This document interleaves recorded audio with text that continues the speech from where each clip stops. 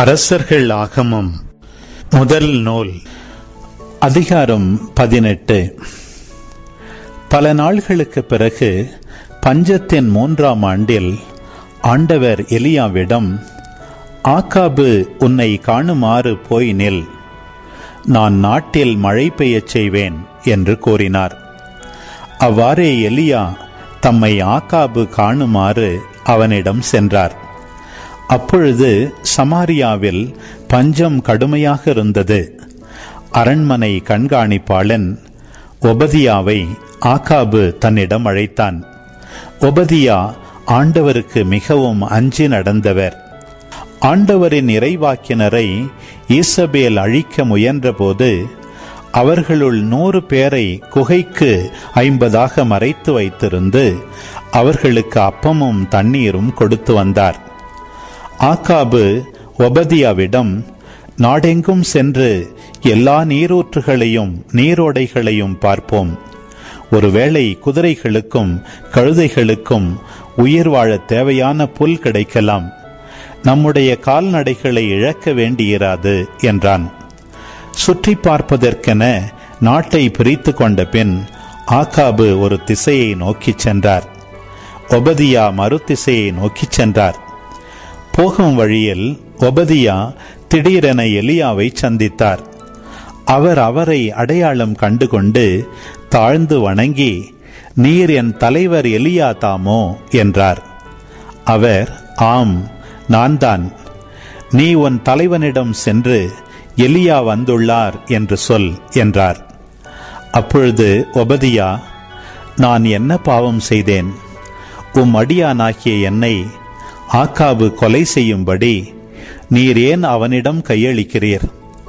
வாழும் கடவுளாகிய ஆண்டவர் மேல் ஆணை, என் தலைவன் உம்மை தேடி பிடிக்கும்படி ஆளனுப்பாத நாடோ பேரரசோ இல்லை. எந்த நாடோ அரசோ உம்மை காணவில்லை என்று சொன்னால் உம்மை காணவில்லை என்று ஆணையிடச் செய்தான். ஆனால் நீரோ எலியா வந்துள்ளார் என என் தலைவனிடம் சொல்லச் சொல்கிறீர். நான் உம்மை விட்டு அகன்றவுடன் ஆண்டவரின் ஆவி உம்மை எனக்கு தெரியாமல் தூக்கி கொண்டு போய்விடலாம். ஆகாபிடம் சென்று நான் தெரிவிக்கையில் உம்மை அவன் காணவில்லை எனில் என்னை கொன்று விடுவான். அடியானாகிய நான் இளமை முதல் ஆண்டவருக்கு அஞ்சி நடந்திருக்கிறேன். ஆண்டவரின் இறைவாக்கினரை ஈசபேல் அழிக்க முயன்றபோது அவர்களில் 100 பேரை குகைக்கு 50ஆக மறைத்து வைத்து அவர்களுக்கு அப்பமும் தண்ணீரும் கொடுத்து வந்தது பற்றி நீர் கேள்விப்படவில்லையா? இப்படி இருக்க நான் என் தலைவனிடம் சென்று எலியா வந்துள்ளார் என்று சொல்லச் சொல்கிறீர்.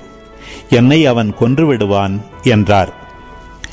அப்பொழுது எலியா, நான் பணியும் படைகளின் ஆண்டவர் மேல் ஆணை, இன்று அவன் காணுமாறு அவன் முன் நிற்பேன் என்றார். ஒபதியா புறப்பட்டு ஆகாபை சந்தித்து இதை தெரிவித்தார். உடனே ஆகாபு எலியாவை சந்திக்கச் சென்றான். ஆகாபு எலியாவை கண்டதும், இஸ்ரவேலரிடையே கலகமூட்டுகிறவன் நீதானே என்றான். அதற்கு எலியா, இஸ்ரவேலரிடையே கலகமூட்டுகிறவன் நான் அல்ல, நீயும் உன் தந்தையின் வீட்டாரும் தான். ஏனெனில் நீங்கள் ஆண்டவரின் கட்டளைகளை புறக்கணித்து பாகால் பின்னே செல்கிறீர்கள். இப்போதே ஆள் அனுப்பி இஸ்ரவேல் மக்கள் அனைவரையும் கர்மேல் மலையில் என் முன்னிலையில் ஒன்று திரட்டு. ஈசபேலின் பந்தியில் உணவருந்தும் பாகாலின் 450 பொய் வாக்கினரையும் அசேராவின் 400 பொய் வாக்கினரையும் கொண்டு வந்து சேர் என்றார். அவ்வாறே ஆகாபு இஸ்ரவேல் மக்கள் அனைவரையும் அழைத்தான். பொய் வாக்கினரையும் கர்மேல் மலையில் ஒன்று திரட்டினான். எலியா மக்கள் அனைவர் முன் சென்று, எத்தனை நாள் இருமனத்தோராய் தத்தளித்துக் கொண்டிருக்கப் போகிறீர்கள்? ஆண்டவர் தாம் கடவுள் என்றால் அவரை பின்பற்றுங்கள், பாகால்தான் என்றால் அவன் பின்னே செல்லுங்கள். அப்பொழுது எலியா மக்களிடம், ஆண்டவரின் திருவாக்கினருள் நான் ஒருவன்தான் எஞ்சியிருக்கிறேன். பாகாலின் பொய் வாக்கினரோ 450 பேர் இருக்கின்றனர். 2 காளைகளை எங்களிடம் கொண்டு வாருங்கள். அவர்கள் ஒரு காளையை தேர்ந்தெடுத்து அதை துண்டு துண்டாக வெட்டி விறகின் மேல் வைக்கட்டும். ஆனால் நெருப்பு வைக்கலாகாது. மற்ற காளையை நான் தயார் செய்து விறகின் மேல் வைப்பேன். நானும் நெருப்பு வைக்க மாட்டேன். நீங்கள் உங்கள் தெய்வத்தின் பெயரை சொல்லி அழையுங்கள். நானோ ஆண்டவரின் பெயரை சொல்லி அழைப்பேன். அதற்கு நெருப்பு மூலம் பதிலளிக்கும் கடவுளே உண்மை கடவுள் என்றார். மக்கள் அனைவரும் பதில் மொழியாக, நீர் சொல்வது சரியே என்றனர். பிறகு எலியா பாகாலின் பொய்வாக்கினரிடம், நீங்கள் அதிகம் பேராயிருப்பதால் முதலில் நீங்கள் ஒரு காளையை தேர்ந்தெடுத்து தயார் செய்யுங்கள். ஆனால் நெருப்பு மூட்டாதீர்கள் என்றார். அவ்வாறே அவர்கள் தங்களுக்கு கொடுக்கப்பட்ட காளையை கொண்டு வந்து தயார் செய்த பின் காலை முதல் நண்பகல் வரை பாகாலின் பெயரை கூப்பிட்டு, பாகாலே பதில் தாரும் என்று கத்தினர். ஆனால் எக்குரலும் கேட்கவில்லை, எப்பதிலும் வரவில்லை. எனவே அவர்கள் தாங்கள் கட்டிய பலிபீடத்தை சுற்றி ஆடலாயினர். நண்பகலாயிற்று. எலியா அவர்களை கேலி செய்து, இன்னும் உரத்த குரலில் கத்துங்கள். அவன் ஒரு தெய்வம். ஒருவேளை அவன் ஆழ்ந்த சிந்தனையில் இருக்கலாம், அல்லது ஒதுக்குப்புறம் போயிருக்கலாம், அல்லது பயணம் செய்து கொண்டிருக்கலாம், அல்லது தூங்கிக் கொண்டிருக்கலாம். அவன் விழித்தெழ வேண்டியிருக்கும் என்றார். எனவே அவர்கள் இன்னும் உரத்த குரலில் கத்தினர். தங்கள் வழக்கப்படி வாளினாலும் வேலினாலும் இரத்தம் கொட்டும் வரை தங்களையே கீறி கிழித்து கொண்டார்கள். பிற்பகல் ஆயிற்று. அவர்கள் மாலை பலி செலுத்தும் நேரம் வரை தொடர்ந்து உளறிக் கொண்டிருந்தார்கள். ஆயினும் எக்குரலும் கேட்கவில்லை, எப்பதிலும் வரவில்லை. கவனிப்பார் யாரும் இல்லை. அப்போது எலியா எல்லா மக்களையும் நோக்கி, என் அருகில் வாருங்கள் என்றார். மக்கள் அனைவரும் அவர் அருகில் வந்தனர். உடனே எலியா அங்கே இடிந்து கிடந்த ஆண்டவரது பலிபீடத்தை செப்பனிட்டார். உன் பெயர் இஸ்ரவேல் என்று ஆண்டவர் யாக்கோபுக்கு உரைத்திருந்ததன் பொருட்டு அவர் வழி வந்த குலங்களின் எண்ணிக்கைப்படி எலியா 12 கற்களை எடுத்தார். அக்கற்களை கொண்டு ஆண்டவர் பெயரில் ஒரு பலிபீடத்தை கட்டி அப்பலிபீடத்தை சுற்றிலும் 2 உழவுகால் அகலம் உள்ள வாய்க்காலை வெட்டினார். அதன் பின் விறகு கட்டைகளை அடுக்கி காளையை துண்டு துண்டாக வெட்டி அவற்றின் மேல் வைத்தார். 4 குடங்கள் நிறைய தண்ணீர் கொண்டு வந்து எரிபலியின் மேலும் விறகு கட்டைகளின் மேலும் ஊற்றுங்கள் என்றார். அவர் 2ஆம் முறையும் செய்யுங்கள் என்றார்.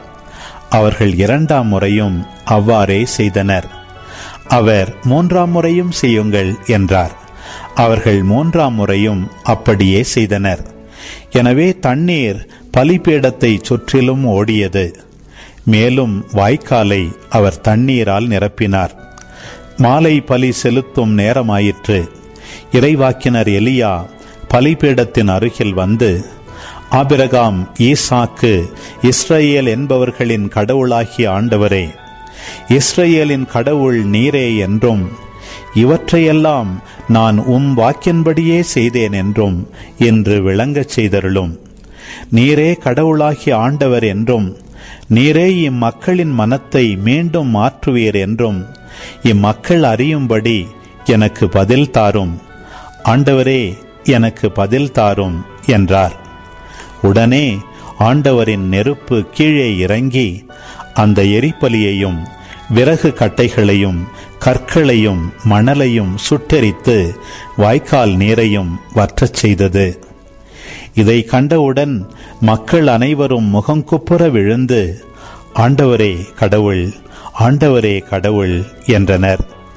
அப்போது எலியா அவர்களை நோக்கி, நீங்கள் பாகாலின் பொய்வாக்கினருள் எவனும் தப்பியோடாதபடி அவர்களை பிடியுங்கள் என்றார். மக்கள் அவர்களை பிடித்து கொடுக்க எலியா அவர்களை கீசோன் ஓடைக்கு கொண்டு போய் அங்கே கொன்றார். பின்பு எலியா ஆகாபை நோக்கி, நீர் போய் உணவும் பானமும் அருந்துவீர், ஏனெனில் பெருமழையின் ஓசை கேட்கிறது என்றார். ஆகாபு உணவும் பானமும் அருந்த சென்றவுடன் எலியா கர்மேல் மலையின் உச்சிக்கு ஏறிச் சென்று அங்கே தரையில் மண்டியிட்டு தம் முழங்கால்களுக்கு இடையே முகத்தை புதைத்து கொண்டார்.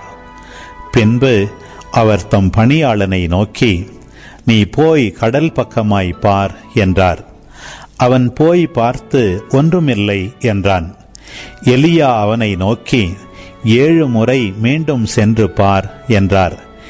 7ஆம் முறை அவன் சென்று பார்த்து, இதோ மனித உள்ளங்கை அளவு சிறிய மேகம் ஒன்று கடலிலிருந்து எழும்பி மேலே வருகிறது என்றான். அப்போது எலியா அவனை நோக்கி, நீ போய் ஆகாபிடம் மழை தடுத்து நிறுத்தாதபடி தேரை பூட்டி போய்விடும்படி சொல் என்றார். இதற்கிடையில் வானம் இருண்டது, கார்மேகம் சூழ்ந்தது, காற்று அடித்தது, பெரும் மழை பெய்தது. ஆகாபு தேரில் ஏறி இஸ்ரேலுக்கு சென்றான். அந்நேரத்தில் ஆண்டவரின் ஆற்றல் எலியாவின் மேல் வந்திறங்க அவர் தம் இடையை வரைந்து கட்டி கொண்டு இஸ்ரேல் வரை ஆகாபுக்கு முன்னே ஓடினார்.